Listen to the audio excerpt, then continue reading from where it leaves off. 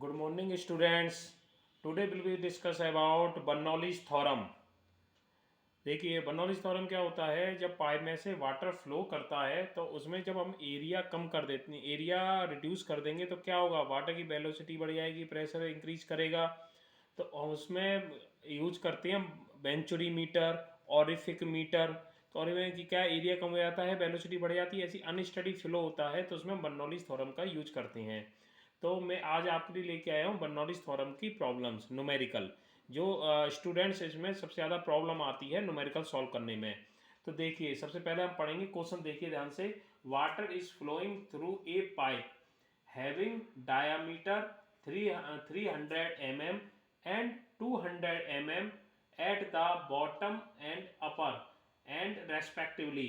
The intensity of pressure at the bottom end is 24.525 and the pressure at the upper end is 9.10. Determine the difference in datum head if the rate of flow through pipe is 40 litre पर second. तो आपको पहले numerical solve करने से पहले always याद रखिएगा कि आपको जो पहला क्वेश्चन आप 2 बार पढ़ो 3 बार पढ़ो न्यूमेरिकल, आपको अपने आप समझ में आने लग जाएगा कि ये किस चैप्टर का न्यूमेरिकल है, किस टॉपिक का न्यूमेरिकल है। तो सबसे पहले जो गिवन डाटा है उसको लिख लो आप, और डायग्राम सबसे पहले आप डायग्राम बनाइए। डायग्राम में क्या हुआ, देखिए जो एरिया, ये पाइप है कोई, तो D2 कम है और D1 ज़्यादा है, इसका मतलब इसका डाया कम होगा। तो D1 देख लीजिए और D2 ज़्यादा है, तो ये क्या चीज़ है, Z1 और Z2, ये है डेटम हेड। डेटम हेड जो हमें डिटरमाइन करना है, डेटम हेड। तो Z2 माइनस Z1 जी हमें डिटरमाइन करना है। तो क्या क्या दे रखा है, D1 दे रखा है और P1 दे रखा है, P1 में प्रेशर दे रखा है, और D2 दे रखा है और P2 दे रखा है। तो ये mm में है तो इसको हम कन्वर्ट कर देंगे मीटर में। मीटर में कन्वर्ट करेंगे, ऐसे ही जो सेंटीमीटर को भी मीटर में कन्वर्ट कर लेंगे। सभी को समझ में आ रहा है, इसे नोट कर लो आप, फिर मैं आगे सॉल्व करता हूँ इसे। और ये जो Q दे रखा है, Q क्या चीज़ है, रेट ऑफ फ्लो। ये है rate of flow, rate of flow का मतलब Q, ये है लीटर।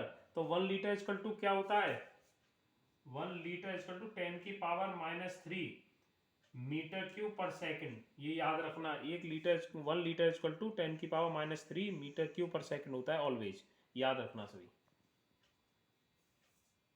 नोट कर लो इसे। चलिए आगे करते हैं।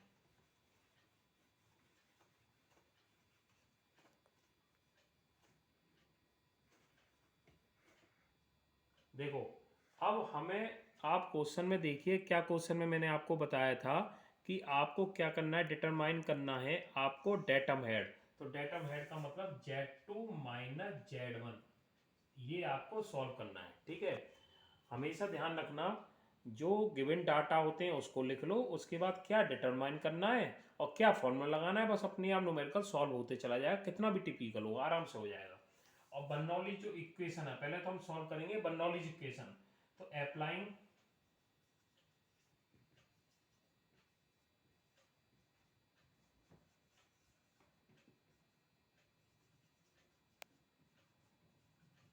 बर्नौली इक्वेशन क्या होती है, P1 equal to rho G plus V1 square upon 2G plus Z1 equal to P2 upon rho G plus V2 upon 2G plus Z2।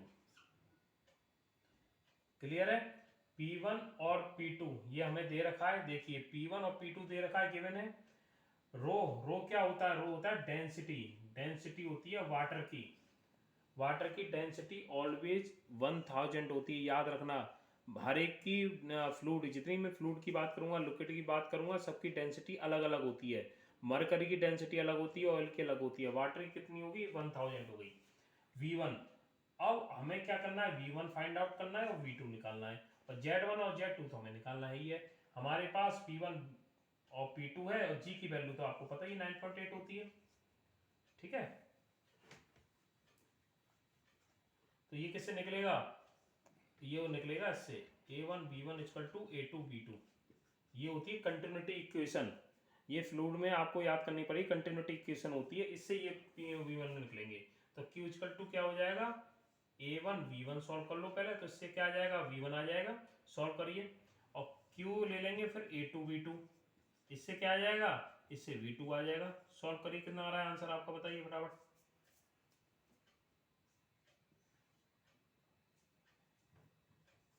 0.566, ये तो हो गया मीटर पर सेकेंड, और V2 आएगा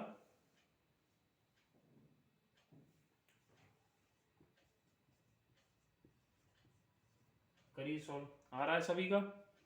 V1 और V2 फाइंड आउट कर लेंगे इससे। बस अब हमें क्या करना है, V1 और V2 आ चुका है, ये वैल्यू पुट कर दो इस इक्वेशन में।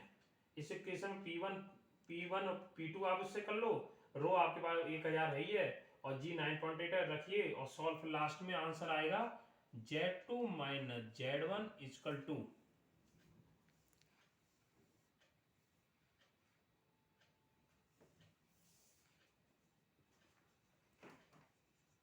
ये फाइनल आंसर आएगा इसका। क्लियर, सभी को समझ में आ गया स्टूडेंट्स? आपको क्या करना है, V1 V2 निकालना है। V1 V2 निकालने के बाद फिर क्या करोगे, आप वैल्यू पुट करोगे, वो सब बस आपको ये फॉर्मूला याद रखना है बस।